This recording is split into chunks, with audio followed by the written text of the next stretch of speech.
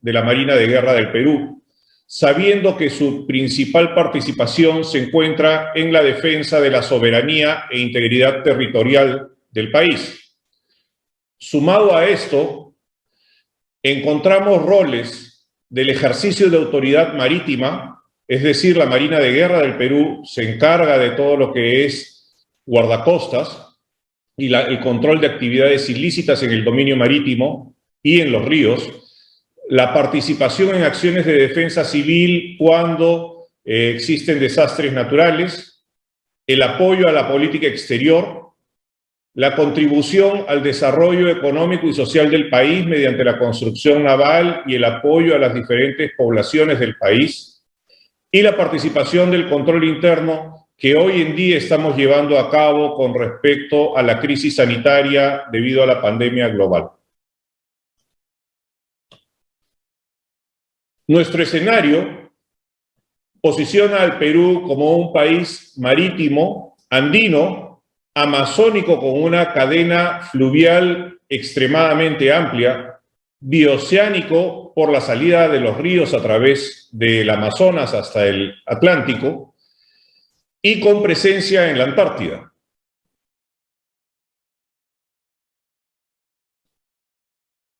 También dentro de nuestro escenario es importante ver que nos tenemos que desenvolver obligatoriamente en 4 dominios, siendo el principal el marítimo y fluvial,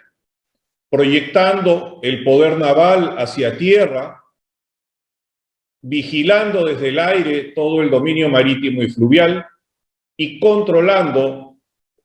a través del ciberespacio que no haya ninguna amenaza contra el ciberespacio particular de la Marina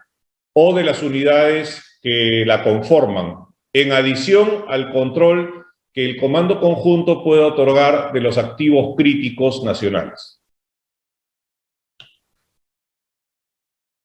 Es así que nuestro dominio marítimo se extiende hasta las 200 millas, dando aproximadamente cerca de 800.000 kilómetros cuadrados que resguardar y proteger tanto en la superficie como en los recursos que en él se desenvuelven. 14.000 kilómetros de ríos navegables y un área de búsqueda y rescate internacional asignada al Perú de más de 7,5 millones de kilómetros cuadrados. Para ello, la Marina cuenta con 90 unidades navales y 173 dependencias en todas estas regiones, con más de 30.000 miembros y 2 centros de educación altamente calificados y validados por el Estado.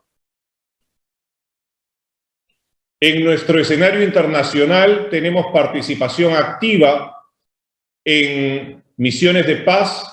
agregadurías navales en 4 continentes, participación activa y permanente en 4 organizaciones internacionales, 6 oficiales enlaces distribuidos entre Estados Unidos, Colombia y Brasil, y participación en conferencias y foros navales internacionales, siendo uno resaltante en el hemisferio la Conferencia Naval Interamericana, y en el Asia-Pacífico, el Simposio Naval del Pacífico Occidental. Nuestra cadena de mando tiene 2 grandes áreas, la operacional y más importante de ellas, dependiendo del Comando Conjunto para la conducción de operaciones,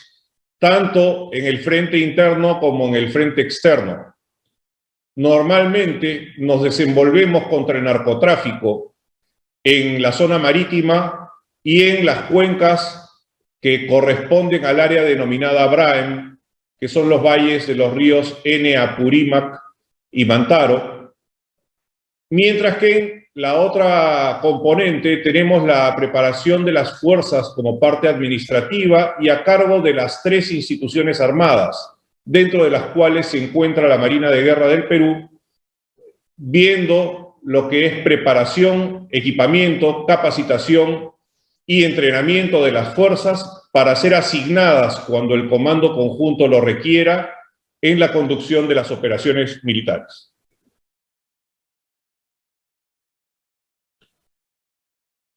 La modernización de la flota naval peruana para cumplir con estos roles ha demandado dentro de muchos proyectos, algunos que vamos a exponer principalmente.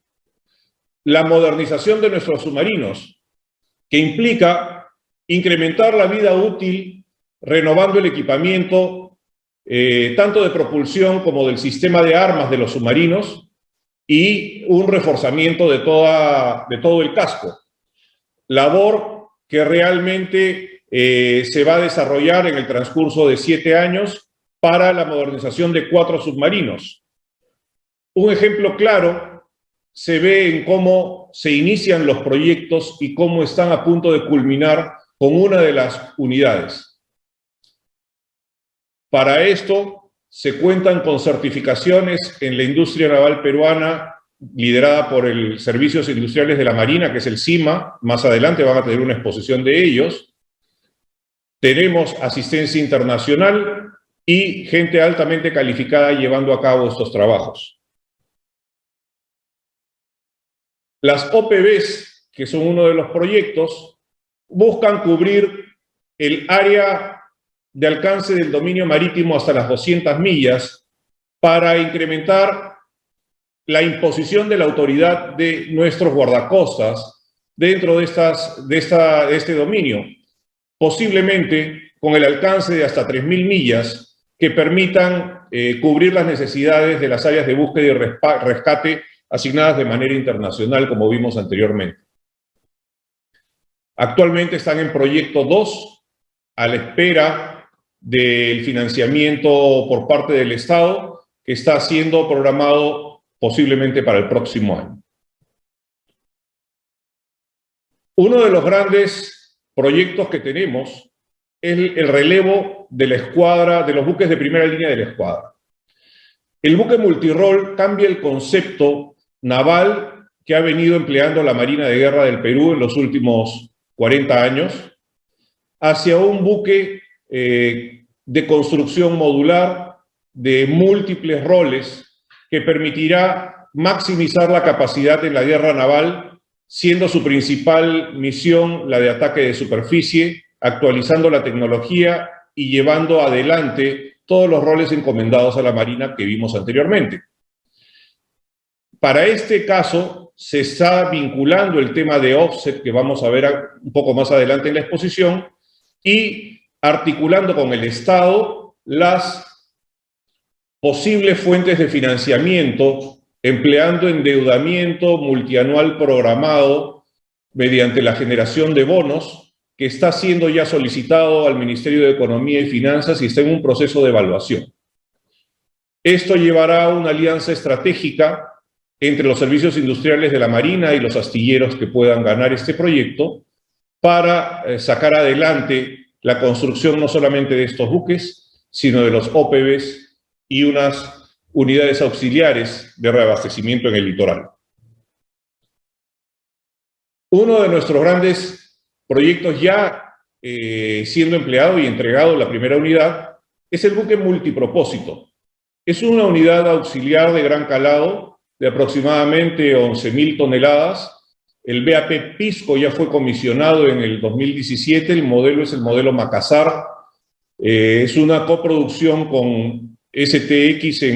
con Daesun en Corea, siendo construido íntegramente en el CIMA. Las capacidades de este buque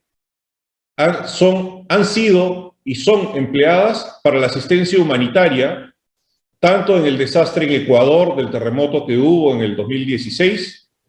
como en las inundaciones por el fenómeno del Niño en el norte del Perú. Tiene gran capacidad para el manejo de gente, para el transporte de carga, para la asistencia en salud, y siendo estas sus características secundarias, su rol principal, como debe ser en cualquier armada, es la de proyección del poder naval hacia tierra con el transporte de vehículos blindados que cuentan con capacidad de navegación para la proyección de infantería de marina a cualquier plano. Las patrulleras marítimas cubren un área cerca de costa para el control de ilícitos. Por la producción pesquera y la depredación de recursos, así como el tráfico ilegal de drogas en la costa peruana, se demanda de unidades altamente capaces para poder cubrir efectivamente todas estas áreas. Nuestro proyecto consta de 11 de estas patrulleras, de las cuales ya tenemos 7, y están por ser financiadas las 4 siguientes. Estas han sido construidas de manera de coproducción entre el CIMA Chimbote con STX de Corea, y son unidades, como les dije, modernas y que cumplen con todos sus roles. Tienen una gran capacidad de interdicción debido a que llevan 2 botes que pueden transportar 2 equipos completos de interdicción en alta mar a alta velocidad. Patrulleras de interdicción. Son unidades mucho menores, pero que cuentan con una gran velocidad que permite conducir de 1 a 2 equipos de interdicción directamente a la zona de operaciones. Esto, unido a un proyecto de vigilancia costera mediante medios electrónicos, son la combinación perfecta para los ataques o las intervenciones rápidas de los guardacostas hacia esos puntos críticos en donde pueda estar dándose alguna actividad ilícita en el mar. Como comenté anteriormente, el BAP Pisco y el BAP Paita, que se encuentran en construcción, que son las unidades auxiliares tipo multipropósito de gran calado, permiten el acceso a puertos grandes, pero cuando se producen desastres naturales y el Perú, al estar en una zona sísmica y con gran impacto por la corriente del Niño, necesitan unidades auxiliares más pequeñas que permitan entrar a caletas o bahías mucho menos accesibles para estas unidades grandes. Por eso nuestro proyecto considera 4 de estas unidades pequeñas que puedan atender la demanda de la población y proyectar el Estado a estas zonas que pueden ser impactadas por desastres naturales. Una de nuestras obras y nuestra joya de la corona es el BAP Unión, el segundo buque a vela más grande del mundo y el más grande en el continente. Fue afirmado el pabellón en el año 2016, ya ha tenido 3 navegaciones internacionales y para el año 2020-2021 tenía programada la circunnavegación,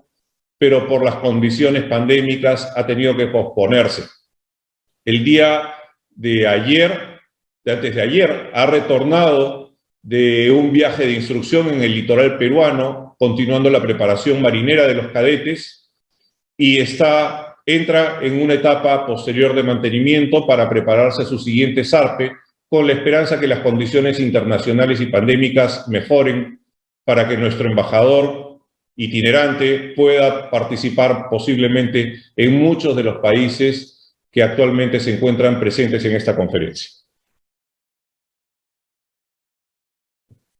También tenemos el proyecto de un buque oceanográfico que ya está hecho realidad, es el BAP Carrasco, ya tiene 3 incursiones en la Antártida y permanentemente se encuentra navegando en el litoral peruano en condiciones de estudio oceanográfico, del lecho marino y de la producción de la biomasa de nuestro mar.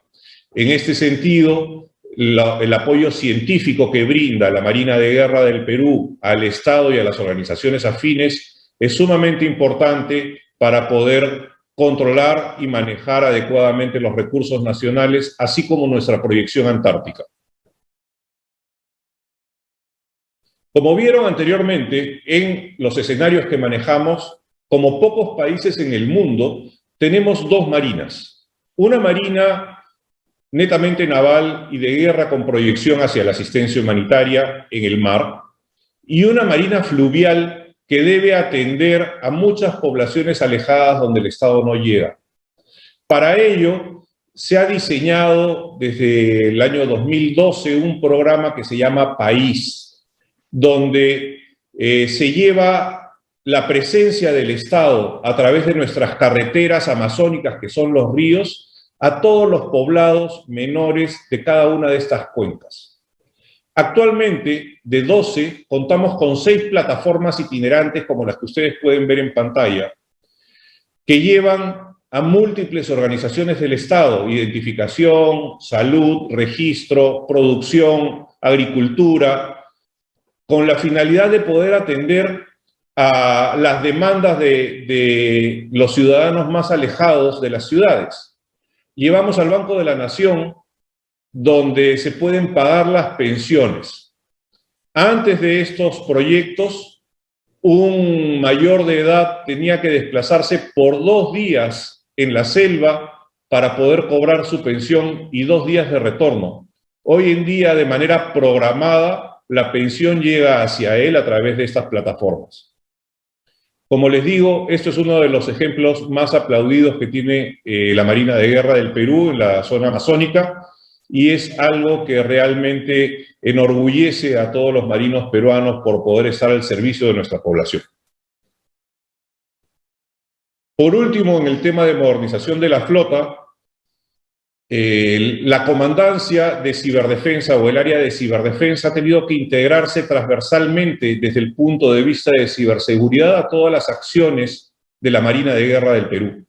tanto en la parte de la autoridad marítima como en las operaciones en el Pacífico y en la Amazonía, velando por la integridad digital y la seguridad de todas las redes y las armas con las que contamos. Fuera de eso, también ha tenido que incrementarse y desarrollarse nuevas capacidades, como son las de explotación para la búsqueda de amenazas en redes o dentro de las mismas redes internas y externas, así como el desarrollo de armas cibernéticas que permitan estar listos para contraatacar en caso seamos amenazados. Estas acciones fueron primero entrenadas y después puestas en servicio durante los Juegos Panamericanos de Lima 2019, en donde la Marina de Guerra del Perú, bajo instrucciones del Comando Conjunto, condujo todas las operaciones de ciberdefensa de los Juegos, siendo de manera exitosa controlados 5 millones de ataques, que fueron imperceptibles por el público en todo el continente y en el mundo. En cuanto a la estrategia offset de la Marina de Guerra del Perú, nosotros contamos con directivas e instrucciones claras para el retorno de las inversiones en defensa hacia el mismo sector de defensa o hacia otros sectores. Para los que no están muy interesados, me gustaría profundizar ligeramente en esto. Muchos estados consideran que los recursos aplicados, los recursos económicos aplicados al sector defensa o seguridad, normalmente son gastos, no lo consideran como una inversión, dado que tangiblemente no se puede cuantificar lo que es seguridad nacional, como sí se podría hacer en una producción agrícola o en la construcción de una carretera. Sin embargo, invertir en los sectores de seguridad y defensa implica el incremento de las inversiones en el país debido a la seguridad interna que esto genera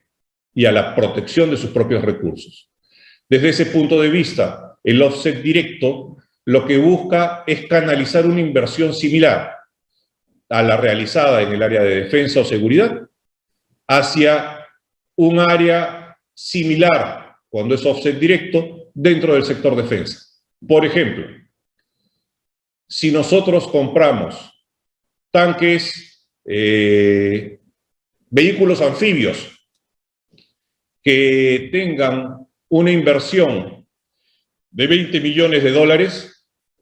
el Estado o la compañía que provee de estos vehículos anfibios tiene la obligación de realizar una inversión por un monto similar en el sector donde nosotros se lo indiquemos. Por ejemplo, la generación de una escuela para la operación y mantenimiento de esos mismos vehículos anfibios, con su respectivo stock de repuestos, la asistencia internacional por un periodo determinado para incrementar las operaciones, la transferencia tecnológica o de conocimiento para los rubros comprados, etcétera, refiriéndome a uno de los proyectos. Pero está el otro caso, que es el más atractivo, que es el offset indirecto. El offset indirecto implica que el retorno de la inversión se va hacia otro sector. Por ejemplo, si nosotros compramos nuevamente estos vehículos anfibios por un monto de 20 millones de dólares, lo que vamos a solicitar es el offset indirecto en la producción, por ejemplo, de naranjas en un territorio del norte del país. Esta inversión tiene un impacto indirecto en el Estado que favorece al Ministerio de Agricultura y va a ser bien recibido, de tal manera que por una misma inversión nosotros tenemos un doble producto. Normalmente, para el offset indirecto existe alguna condición de retorno para el inversionista, por ejemplo, tener un porcentaje de las ganancias de esa producción de naranja por un periodo determinado, podría decirse 20 o 30 años. Al final de esta inversión,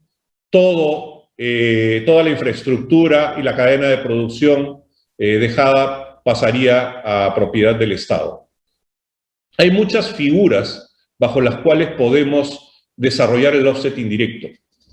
En este punto es donde quiero vincular las facilidades de financiamiento que todos los países tienen y pueden alcanzar. Por ejemplo,